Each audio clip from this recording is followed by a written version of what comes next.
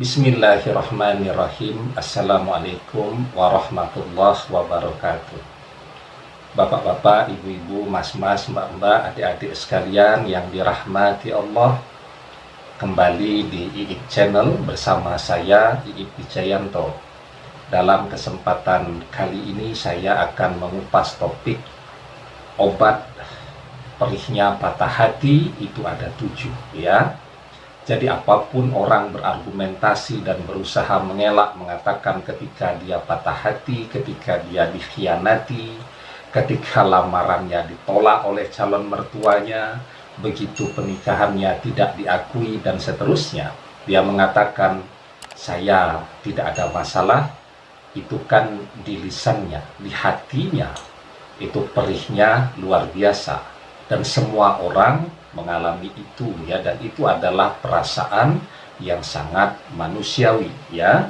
Nah, oleh karena itu kan, karena patah hati ini akan mengganggu stabilitas yang lain, membuat ibadah menjadi kurang khusyuk, mungkin juga membuat makan jadi kurang bernafsu, tidur menjadi tidak nyenyak, ya, bekerja juga menjadi tidak fokus. Nah, maka orang perlu sekali untuk segera mencari obat bagi hatinya.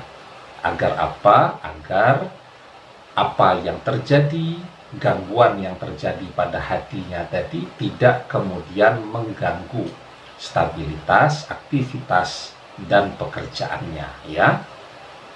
Di dalam kitab At-Tibyan fi Adabi Hamalatil Quran, karya Syekh Abu Zakaria Yahya bin Syarafuddin An-Nawawi Asy-Syafi'i, beliau mencantumkan waqala Sayyidul Jalil Zul Wahibi wal Ma'arifi Ibrahim Al-Khawas radhiyallahu ta'ala anhu, dawa'ul qalbi khamsah, ya.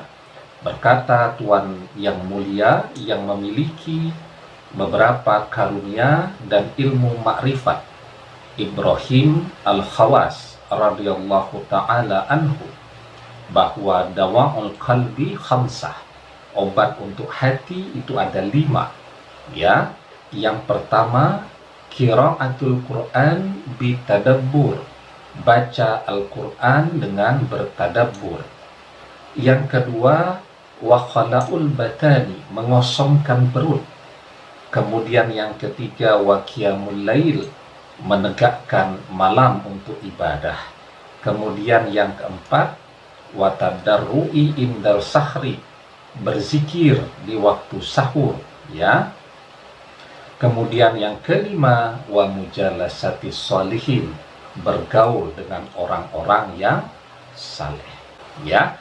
Nah, maka nasihat dari Syekh Ibrahim Al-Khawas ini yang kemudian menginspirasi dan diterjemahkan oleh Al-Mukarram Syekh Sunan Bonang, ya, yang kemudian kita kenal hingga hari ini sebagai syair atau tembang Tombo Ati, itu obat hati, ya. Nah, jadi ketika orang berhadapan dengan situasi patah hati, Syekh Ibrahim Al-Khawas itu sudah memberikan 5 obatnya. Nanti saya tambahkan 2, ya. Dan semuanya beliau gali, beliau kaji berangkat dari Al-Quran dan hadis-hadis Rasulullah SAW, ya. Nah, jadi obat hati yang terluka karena patah hati itu yang pertama, ya, adalah moco Quran lan maknani, ya, atau qiraatul Quran bitadabbur, ya, kalau dalam bahasa Arabnya. Di dalam surat Al-Isra ayat yang ke-82, Allah Subhanahu wa ta'ala berfirman, wa nunazzilu minal Qur'ani ma huwa shifaa'un wa rahmatul lil mu'minin wa la yaziduz zalimin illa khasara. Dan kami turunkan dari Al-Quran sesuatu yang menjadi penawar dan rahmat bagi orang-orang yang beriman, ya. Surat Al-Isra ayat yang ke-82. Nah, yang kedua, kata Syekh Ibrahim Al-Khawas, obat bagi hati itu adalah memperbanyak berpuasa, ya. Atau kalau dalam syair Tombo Ati itu diistilahkan sebagai kudu weteng ingkang luwe, ya. Jadi perut itu harus belajar untuk lapar, ya. Atau dalam bahasa Arabnya wa khala'ul batan, ya. Nah, di dalam sebuah hadis Rasulullah Shallallahu Alaihi Wasallam bersabda, "Ya ma'saras sabab, man istata'a minkumul ba'ah falyatazawwaj, fa innahu aghaddu lil basar wa ahsanu lil farji, wa man lam yashtati fa alaihi bis-shaumi, fa innahu lahu wijahun." Wahai sekalian para pemuda, barang siapa di antara kalian telah mampu atau ba'ah, hendaklah menikah, karena menikah lebih menundukkan pandangan dan lebih menjaga kehormatan. Barang siapa yang belum mampu menikah, hendaklah berpuasa, karena puasa merupakan pemutus syahwat baginya. Ya, jadi patah hati, kehilangan orang yang dicintai, daripada mikir yang aneh-aneh, plus biasanya juga tidak nafsu makan, sekalian mengerjakan puasa sunnah, karena itu akan memutus keinginan syahwat dan keinginan yang aneh-aneh tadi, ya. Nah, kemudian yang ketiga, kata Syekh Ibrahim Al-Khawas, ya, perbanyak menegakkan waktu malam dengan mengerjakan sholat malam, atau kalau dalam bahasa syair Sunan Bonang itu diterjemahkan sebagai sholat wengi lakon ono, jadi kerjakan sholat malam. Atau kalau dalam bahasa Arabnya diistilahkan sebagai waqiyamul lail, ya.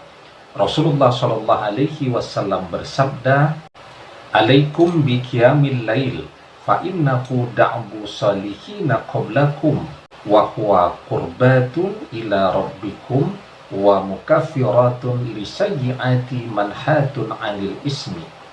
Ya, sholat malamlah kalian, karena hal itu merupakan kebiasaan orang-orang saleh sebelum kalian.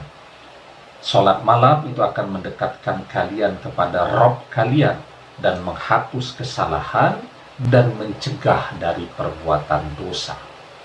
Ya, nah, itu manfaat dari rajin mengerjakan sholat malam, selain waktu malam adalah waktu yang mustajab untuk berdoa. Nah, kemudian yang keempat yang diajarkan oleh Syekh Ibrahim Al-Khawas, ya, perbanyak berzikir di tengah keheningan malam, ya.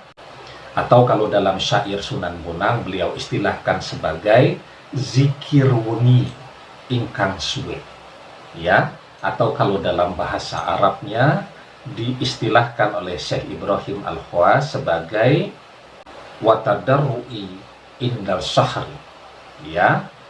Nah, Allah Subhanahu wa ta'ala berfirman, allazina amanu wa tatma'innu qulubuhum bi zikrillah, ala bi zikrillahi tatma'innul qulub. Orang-orang yang beriman dan hati mereka menjadi tentram dengan zikrullah, ingatlah, hanya dengan zikrullah hati menjadi tenang, ya. Nah, kemudian, ya, Syekh Ibrahim Al-Khawas menasihati kita juga, obat hati yang kelima adalah berkumpul dengan orang-orang saleh, ya. Jadi dengan berkumpul bersama orang-orang saleh itu kita akan mendapat banyak nasihat, banyak teladan yang baik, ya. Nah, kalau dalam bahasa Sunan Bonang diistilahkan sebagai wong kang soleh kumpul ono, atau kalau dalam bahasa Arab diistilahkan sebagai wa mujalatis salihin, ya. Di dalam surat At-Taubah ayat yang ke-119, Allah Subhanahu wa ta'ala berfirman, ya ayyuhallazina amanu taqullaha wa kunu ma'as shadiqin. Wahai orang-orang yang beriman, bertakwalah kepada Allah dan hendaklah kamu bersama orang-orang yang benar, ya. Nah, saya tambahkan 2, ya. Yang keenam, bekerja, ya, karena dengan bekerja kita akan dihormati, ya. Dengan bekerja kita bisa mengobati kesedihan kita. Biarpun tidak punya pasangan, tapi kalau punya banyak uang, kan kita bisa makan dengan benar, ya, kemudian membeli pakaian yang memadai, ya, dan seterusnya. Mungkin juga kalau memungkinkan bisa piknik lah, ya. Dengan memiliki pekerjaan, peluang untuk mendapatkan pengganti yang lebih baik itu terbuka lebar, ya. Karena biar bagaimanapun kita hidup di zaman post-materialism, di mana kemudian gaji, pendapatan, aset itu memang menjadi parameter pertimbangan bagi banyak orang untuk memutuskan menerima lamaran atau tidak, ya. Nah, di dalam sebuah hadis Rasulullah Shallallahu Alaihi Wasallam bersabda, al-batalatu tuqasil qalba. Pengangguran itu menyebabkan hati menjadi keras, ya, karena itu bekerja, ya. Dengan bekerja, beraktivitas, kita berkomunikasi dengan banyak orang atau dengan orang lain, sedikit banyak waktu kita akan bisa teralihkan dari memikirkan orang yang kita cintai dan menolak kita, ya. Nah, kemudian yang ketujuh, kalau waktunya kosong, senggang, sedang tidak bekerja, banyak-banyaklah mengevaluasi diri, meneliti diri kita sendiri untuk menemukan letak-letak kelemahan kita, ya. Karena dengan melihat pada diri kita sendiri, introspeksi, berkaca ke dalam, itu akan mengurangi waktu kita untuk memikirkan orang lain. Ngapain kan? Terlalu lelah memikirkan orang yang sudah tidak mau memikirkan kita.